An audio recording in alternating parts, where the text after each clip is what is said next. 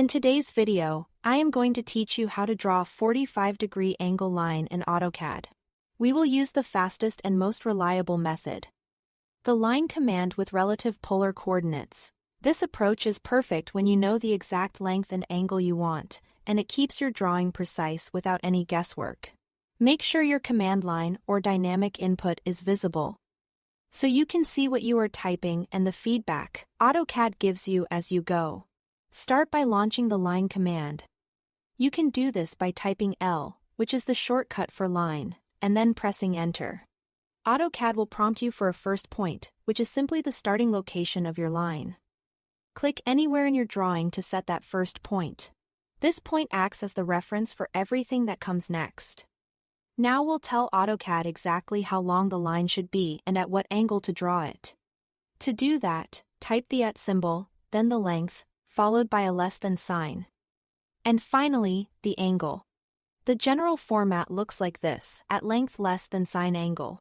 The @ symbol tells AutoCAD that the length and angle you are entering are relative to the point you just picked, not an absolute coordinate somewhere else in the drawing. The less than sign is how AutoCAD separates distance from angle when using polar input.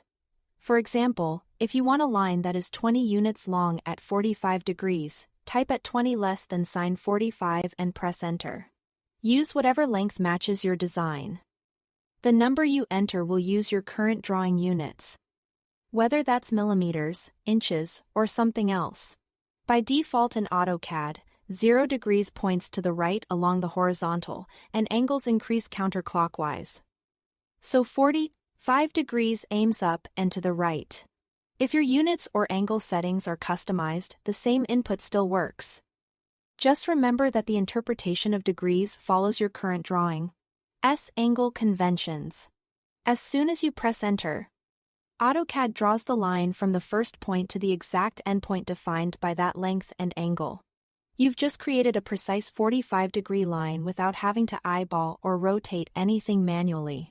If you need a different angle later, you can repeat the same method and change only the number after the less than sign. That's all to it. Thanks for watching.